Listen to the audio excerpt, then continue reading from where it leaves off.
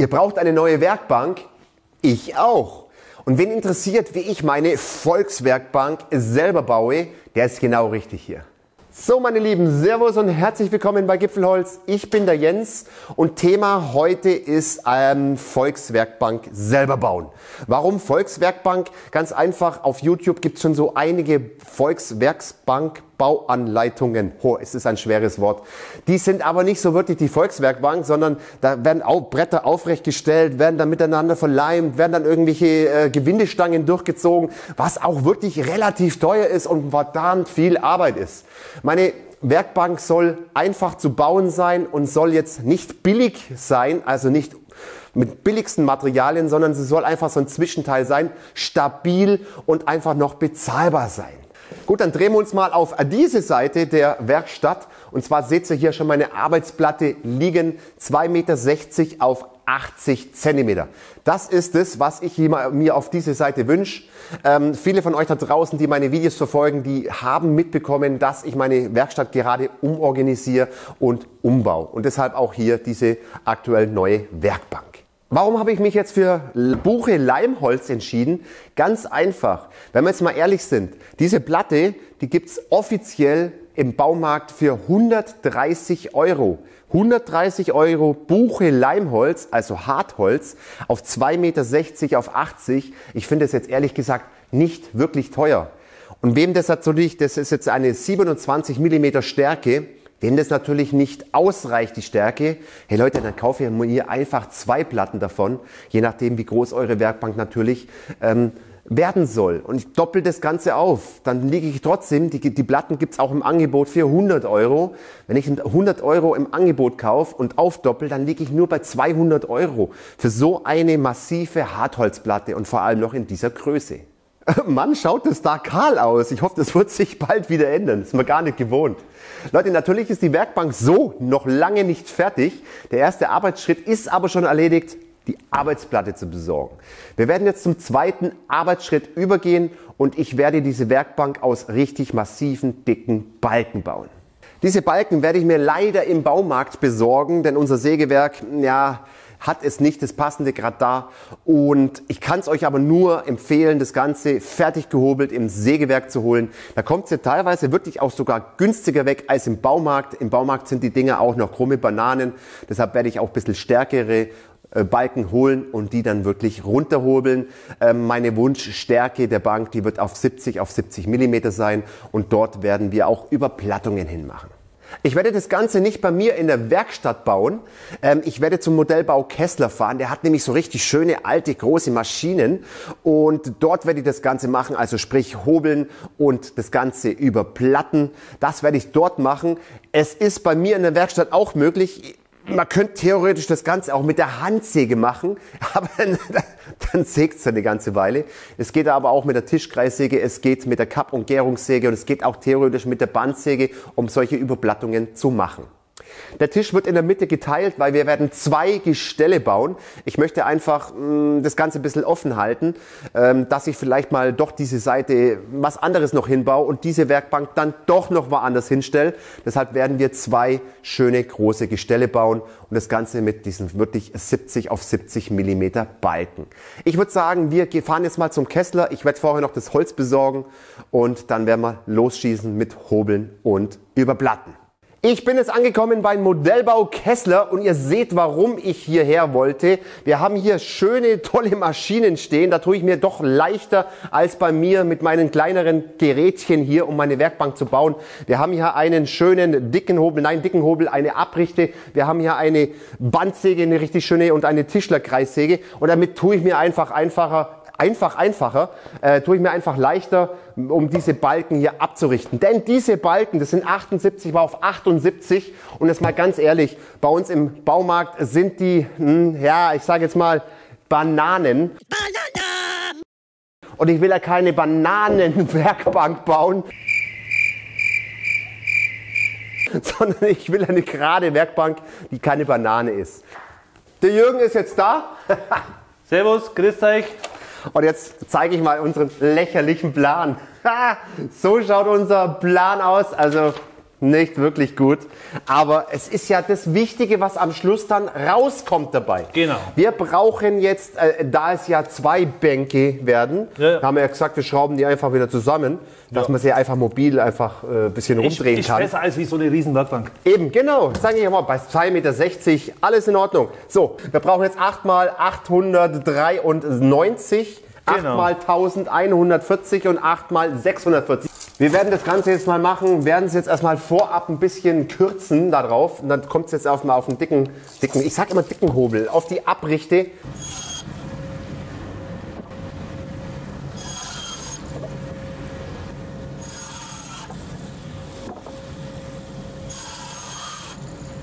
Jetzt müssen wir den dicken Hobel erstmal umbauen. Ist wirklich ein älteres Modell, aber die alten Teile sind eh die geil. Die ist wahrscheinlich so älter wie ich und ich bin 57. Ich höre nichts mehr, sorry.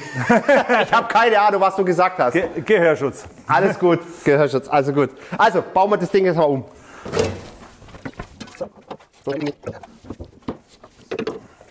Jetzt wird abgerichtet. Der Jürgen erklärt es nochmal für euch da draußen. Ich weiß, wie man abrichtet, aber vielleicht ist es für den einen oder anderen doch mal interessant. Ich höre eh nichts mehr gerade. Also der Jürgen erzählt jetzt euch mal was, wie man richtig abrichtet. Genau. Also, wir haben das Holz. Das hier ist der Abgabetisch, das ist der Aufnahmetisch. Man schiebt das Holz in diese Richtung, Finger möglichst immer beieinander lassen und schiebt es langsam drüber. Viele machen dann diesen hier und machen so. Falsch. Man bleibt immer hier stehen und schiebt von hier aus durch und durch. Fertig. Nichts anderes.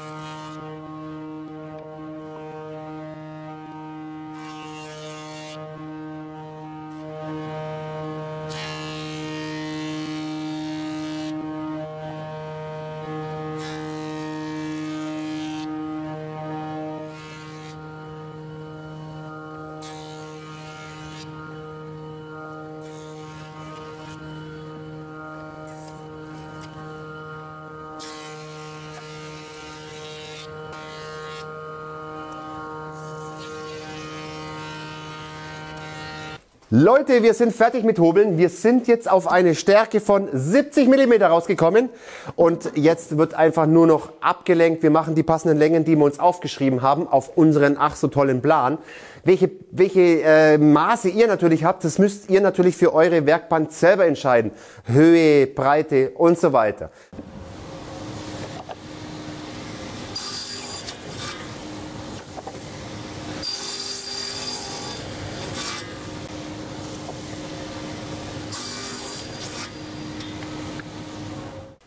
Wisst ihr was, Leute? Es macht richtig Spaß, mit solchen schönen, großen, alten Maschinen zu arbeiten. Das heißt aber noch lange nicht, dass ihr das Ganze nicht an eure Tischkreissäge machen könnt. Man kann das sogar auch dann mit der Handkreissäge, kann man das ganz genauso machen. Überhaupt kein Stress. Wir werden jetzt weitermachen mit der Überblattung. Wir werden eine Ecküberblattung machen. Praktisch so das Ganze reinsägen, dass es dann schön überblattet wird. Und zwar... Wir haben ja hier eine 70er, also müssen wir einmal einen 70er Schnitt machen und einmal einen 35er Schnitt machen, um das Ganze dann zu überplatten.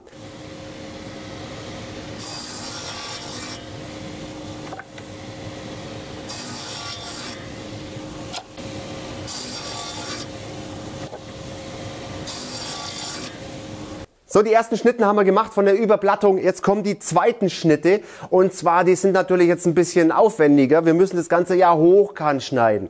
Dafür haben wir uns eine Vorrichtung gebaut, dass wir die einfach hochkant im 90-Grad-Winkel richtig schön draufkriegen. Und damit fahren wir jetzt auf diese Höhe von 70 mm einfach durch und machen die Überblattung von der anderen Seite. Wir haben es hier oben schon mal getestet, also nicht wundern, es funktioniert.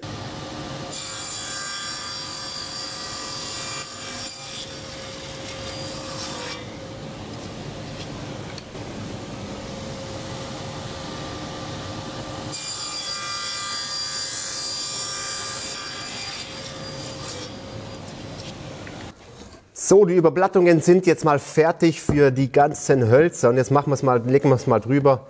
Ach, schaut's mal. Wunderbar. Meine Lieben, weiter geht's. Wir werden jetzt mal die oberen Rahmen einfach mal verleimen. Das sind die oberen, also das Gestell oben. Da es ja 2 Tische werden es natürlich auch 2 Rahmen. Und ja, was ich noch dazu sagen wollte, ihr müsst natürlich jetzt nicht überblatten. Ihr könnt es auch stumpf aufeinander schrauben, diese ganzen Sachen. Ich nenne es Pfusch, aber es ist trotzdem auf jeden Fall möglich. Also, wir werden jetzt mal verleimen. Und dann wollen wir doch hoffen, dass wir richtig gesägt haben.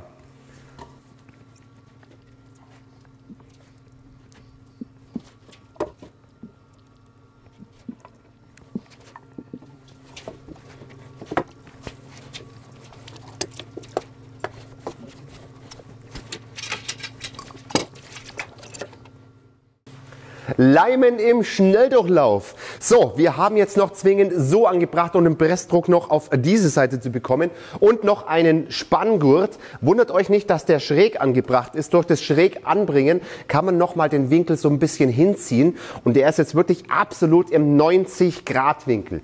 Jetzt geht's weiter mit dem nächsten Rahmen und das müssen wir euch nicht mehr zeigen, aber danach geht's dann weiter. Jetzt schauen wir uns noch mal unsere Skizze an. Und zwar kommen wir jetzt zu einer halben Überplattung. Und zwar geht es um diese Überplattung hier unten. Für den zweiten unteren Rahmen. Das ist ja der Fuß und da machen wir jetzt die Überplattung rein, die halbe. Der erste Schnitt, der wird bei 50 mm starten. Den zweiten Schnitt machen wir dann 70 mm weiter.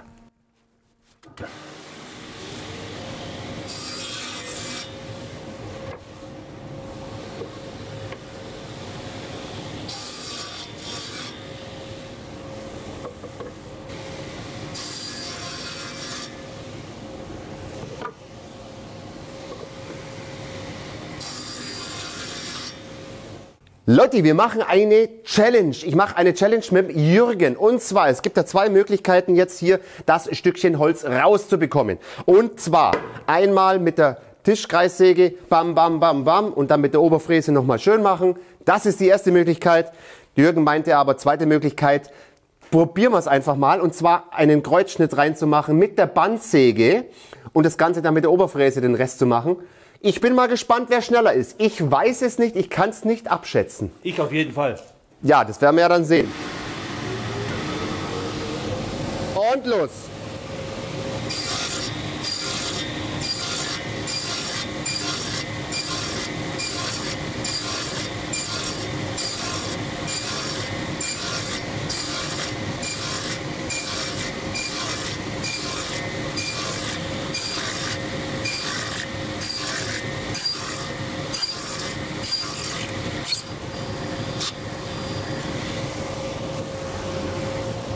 Also, wir haben jetzt gestoppt. Jürgen, was hast du gesagt? 1 Minute 43. Okay, wir gehen jetzt an die Oberfräse und werden dann noch den Rest ein bisschen rausfräsen. Bündigfräse ist jetzt drin, der ist natürlich auch schon eingestellt, das ist klar. Werkstück festgespannt und jetzt wollen wir mal schauen, wie viel Sekunden ich für dieses kleine Stückchen brauche zum Fräsen. Ich glaube, ich werde gewinnen. Schauen wir mal. Also Leute, die Uhr geht, wenn ich die Maschine anschalte, los. Sauber. 12. Also das heißt, was hatten wir vorher? 1,43 plus 12. Also, können wir rechnen? 1 Minute 55 Sekunden. Genau. 1 Minute 55 und jetzt wollen wir mal schauen, wie lang der Jürgen dafür braucht. Stopp, stopp, stopp. Ich möchte natürlich noch beweisen, dass es auch passt, Leute. Schaut's mal, wie schön glatt das Ganze ist und jetzt machen wir mal den anderen und schaut's mal, richtig schön sauber. Also meine Schnitte sind wirklich auch super perfekt. So, also, dann fange ich jetzt mal an. Erstmal Bandsäge einstellen.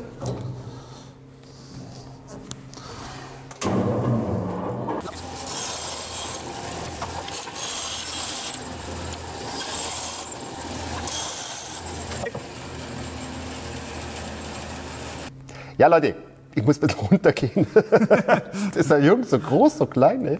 Leute, wir liegen aber 29 Sekunden beim Jürgen. Ich habe so ein bisschen im Gefühl, dass er, glaube ich, schneller sein wird. Drauf gespannt ist es. Fräse ist eingestellt. Wir werden jetzt mal schauen, wie lange er braucht. Aber ich glaube fast mal, nur ein Hudler, gell? Nur ein Hudler. Genau, also, du darfst loslegen. Warte, Okay. warte. Und los. Ja.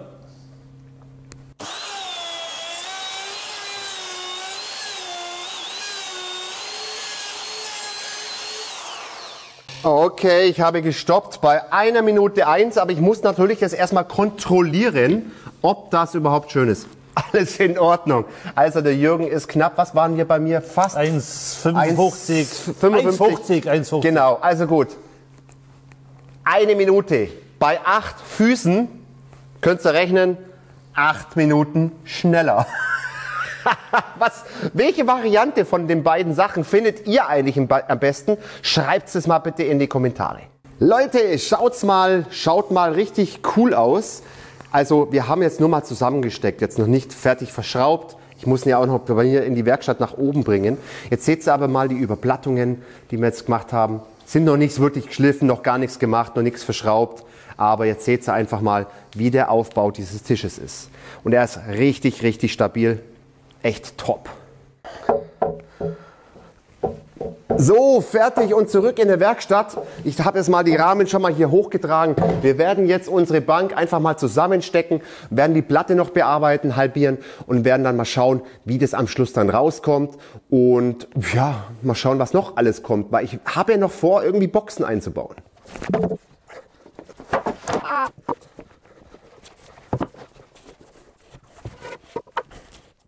Jetzt stecken wir mal einfach die Rahmen so zusammen. Ich möchte sie aber auch nicht verleimen. Das heißt, ich möchte einfach nochmal, dass ich diese Werkbank irgendwann mal vielleicht wieder auseinanderschrauben könnte. Also sie werden einfach nur geschraubt und nicht mehr verleimt. Die Rahmen sind ja verleimt, aber die Füße werden im Endeffekt nur hingeschraubt. Mal schauen, ob ich das überhaupt allein hinkriege jetzt.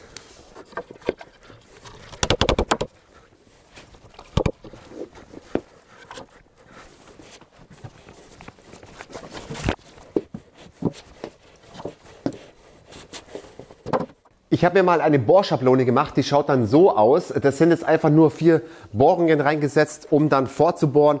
Und zwar, dass ich immer halt am selben Fleck bohre. Das werde ich jetzt 8 Mal machen und dann werden wir 6 Mal 100 Schrauben reinjagen und das Ganze natürlich nochmal in den Winkel bringen.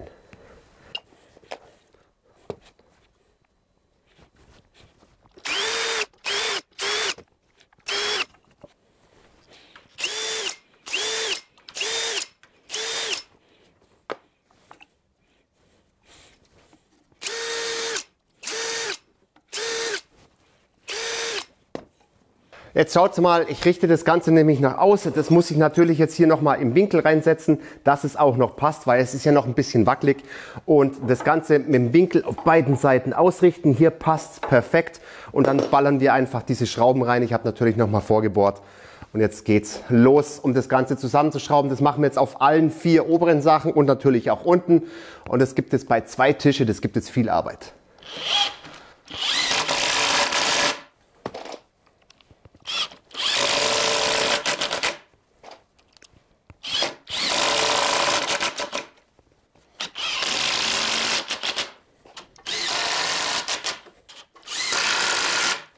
Was sagt man normalerweise? Die meisten Unfälle passieren im Haushalt. Wie gut, dass ich in der Werkstatt bin.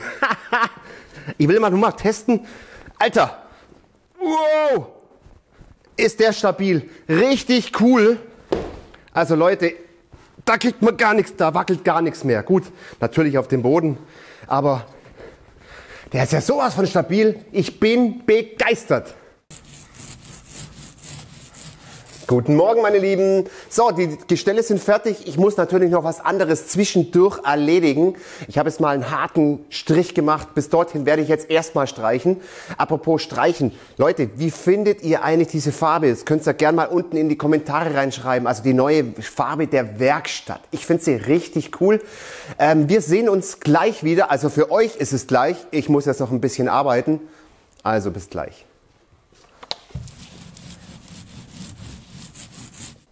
Eieiei, gar nicht so einfach, alles hier alleine zu machen. Ich kriege die Platte jetzt nicht rüber auf diese Gestelle. Deshalb muss ich jetzt die Gestelle hier hinschieben, um die Platte zu sägen.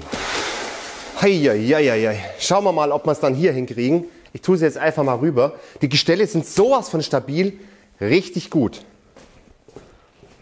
Ist echt schwer.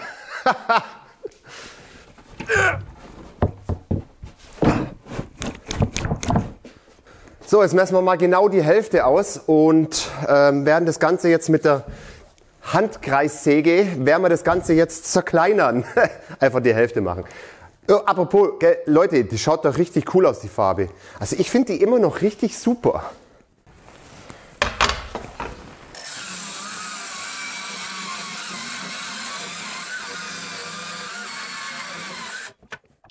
Wow, das Ganze ist jetzt mal ausgerichtet. Das hat jetzt lang gedauert.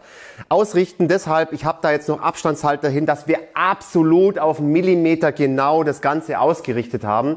Und jetzt habe ich natürlich hier unten vorgebohrt, denn die Platten, die werden jetzt einfach von unten hin mehrfach verschraubt. Und das würde ich euch natürlich auch empfehlen.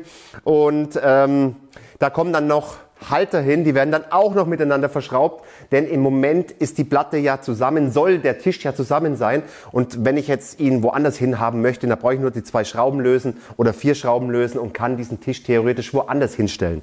Und das war ja der Plan dahinter, aber ihr seht schon mal, wie toll das Ding ist, und ich sage jetzt mal, ich habe das jetzt auch mal gemessen, die Tische gemessen. Wir haben da so genau gearbeitet. Also ich sage jetzt mal, ich habe eine Abweichung bei dem Tisch von 1 Millimeter. Und das ist ja mal richtig krass. Also Leute, ich werde jetzt verschrauben von unten.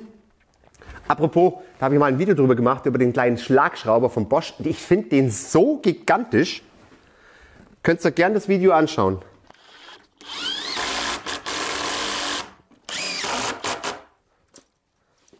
Denkt dran, nicht zu lange Schrauben zu nehmen, was sonst kommt es da oben durch, das ist klar. Was ich noch nicht erwähnt habe, ich habe hier einen Überstand gewählt, damit ich hier auch mal was festzwingen kann oder so. Kein Stress. Und das sind bei mir jetzt 4,5 cm, was ich Überstand an der Platte habe. Und deshalb müsst ihr eure Gestell natürlich auch so planen, je nachdem wie viel Überstand ihr an eurem Tisch haben wollt. Gut, dort sind es 3,5 cm an den kurzen Seiten jeweils, und ja, daraufhin müsst ihr euren Tisch natürlich planen. Ich mache jetzt mal den Rest weiter. Ja, jetzt mache ich schon mal ein Probeliegen. Wir sind so gut wie fertig mit der Werkbank und die ist sowas von stabil, echt top. Also da wackelt gar nichts. Ich werde jetzt gleich noch mal ein bisschen spoilern, was ich noch alles an dieser Werkbank vorhabe. Das ist nämlich noch nicht das Ende des Baus. Jetzt kommen wir mal auf die Kosten zu sprechen. Und ja, Leute, ich weiß, es geht viel günstiger, aber ich habe dann nicht so eine stabile Werkbank mit einer Hartholzoberfläche. Also, auf was bin ich jetzt gekommen? Ich bin auf 225 € gekommen. Diese Kosten könnten noch deutlich reduziert werden, wenn man sich die Balken unten woanders kauft, nicht so wie ich im Baumarkt, sondern einfach beim Holzhandel direkt kauft. Dann komme ich nochmal locker 50 € günstiger weg und dann komme ich so auf 175 € für diese Größe an Werkbank inklusive Untergestell mit allem drum und dran. Wenn man das Ganze jetzt sagt, oh, ich will jetzt aber eine viel dickere Platte haben, stärkere Platte haben, ja gut, dann hole ich mir halt nochmal eine. Im Angebot 100 €, offiziell 130 € und dann kommt man dann halt, wenn man es offiziell kauft, ganz normal mit dem normalen Preis ohne Angebot, insgesamt auf diese Werkbank bei 300 € bei dieser Größe. Und ich finde diesen Preis echt für so eine stabile Werkbank nicht teuer. Leute, ich spoilere mal ein wenig für das nächste Video, denn das werden wir in diesem Video einfach nicht mehr schaffen, es wird zu lang. Denn ich habe noch viel mehr mit dieser Werkbank vor. Ich habe mich bewusst gegen Schubladen entschieden und werde dort Euroboxen zum Rausziehen einbauen. Des Weiteren wird es auch noch ein Lochraster auf dieser Seite einfach geben. Das will ich euch auch noch alles zeigen, wie ich das Ganze mache und so weiter und so fort. Das wird es aber in einem anderen Video geben. Also abonniert den Kanal, wenn ihr dieses Video nicht verpassen wollt. Vergesst die kleine Glocke nicht, dann verpasst ihr auch wirklich kein Video mehr von Gipfelholz. Abonnieren ist kostenlos. Lasst dem Video einen Daumen da, würde mich echt darüber freuen. Und ich würde sagen, bis zum nächsten Video und Servus aus dem Allgäu.